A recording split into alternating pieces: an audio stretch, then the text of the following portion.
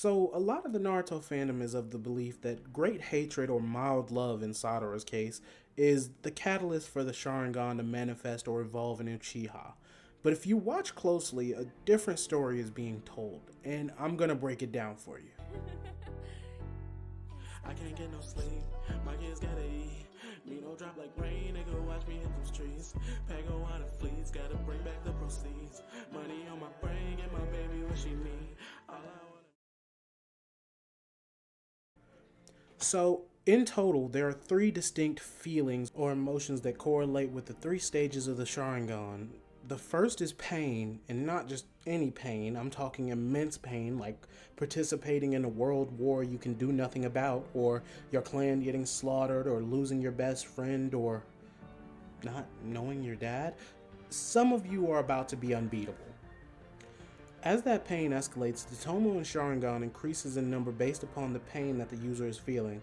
And this is just headcanon, but I feel like it's a threshold thing, where the stronger you are, the higher the bar for the pain to evolve your Sharingan. So if you experience something, say, double your threshold for a 3 Tomo Sharingan, and that was what awoke your Sharingan, congratulations, you now have a fully evolved Sharingan out of the gate at the cost of probably giving you nightmares during blinks, but I digest.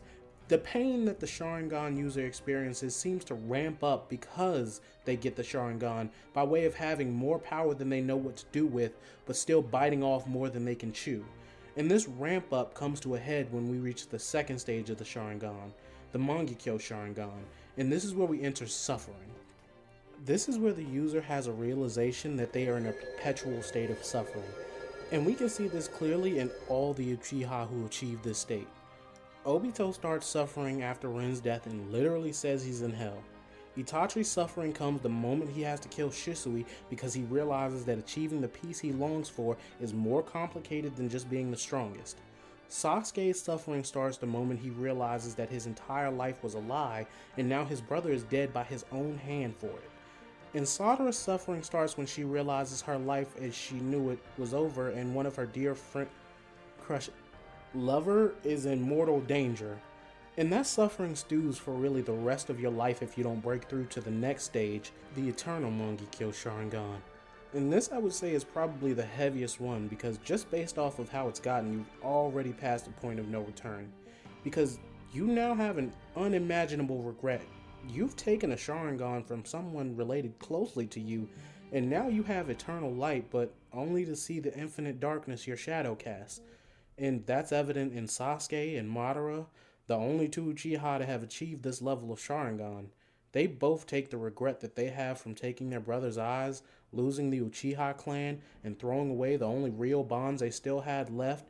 They both devolve into almost nonsensical plans that put the world in jeopardy, and they both lose and spend the rest of their life filled with a heavy regret that rides their souls to the grave. And I think that's actually the worst part of it all. You've been praying and pining for the power in an attempt to make the world better, but the trade-off is that the world leaves you behind, and once you do get the power, you realize that being powerful wasn't what you really needed.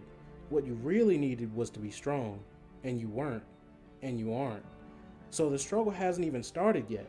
You now have to live or die with the consequences of the decisions you've made, and your eternal light now serves as a beacon for you to see all the wrong you've done in your life. And that's sad. That thunder on me clap, make a nigga think before he act. Have a nigga dying on his back, then we double back. Shooters leaving rubber where you at, that's why niggas never wanna match.